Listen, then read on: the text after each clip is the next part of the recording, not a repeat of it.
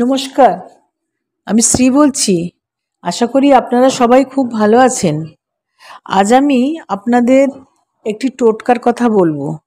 এই বসন্তকালে ফাল্গুন চৈত্র মাস ভীষণ ভালো কাল, ভীষণ ভালো মাস, ভীষণ মধুর মাস, খুব আনন্দদায়ক মাস, কিন্তু খুব অসুস্থতারও মাস। এই সময় বসন্তের একটি হাওয়া দেয়, সেই হাওয়াটা আমাদের বাচ্চা বা বড়দের কারোর পক্ষে লাগানো ঠিক নয়।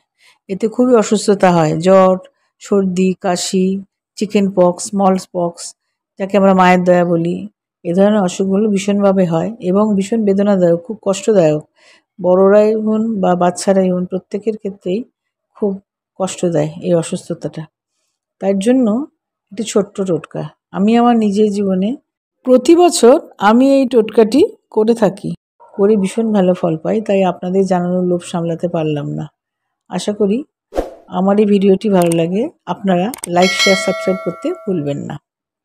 প্রথমে একটি পরিষ্কার বা নতুন কাপড় নেবেন, নিয়ে আপনার বাড়ির বা আপনার ফ্ল্যাটের যতগুলো দরজা বা জানলা আছে প্রত্যেকটি গুণে নিয়ে ছোটো ছোটো করে কাপড়ের টুকরো করুন। আর একটি কাঁচা রসুনের বড় একটি করে কোয়া ছাড়িয়ে ছাড়িয়ে প্রত্যেকটাই টুকরোর মধ্যে একটি করে দিন, দিয়ে সুতো দিয়ে বাঁধুন। সুতো দিয়ে বেঁধে এগুলো আপনার বাড়ির যতগুলো জানলা দরজা আছে প্রত্যেকটাতে একটু করে বেঁধে দিন।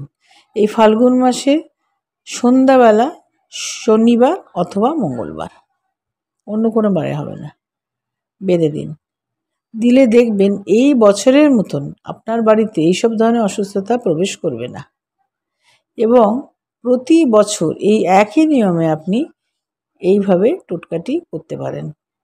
যারা জানেন না, অনেকে হয়তো জানেন না, বা যারা জানেন না তাদের জন্য এই টোটকার কথা বললাম। আমি লোভ সামলাতে পারলাম না, কেন কি সবাই যাতে সুস্থ থাকেন। এটা করে দেখুন, প্রতি বছর এই একই নিয়মে করবেন, দেখবেন খুব ভালো ফল পাবেন। সবাই খুব ভালো থাকবেন, সুস্থ থাকবেন। নমস্কার।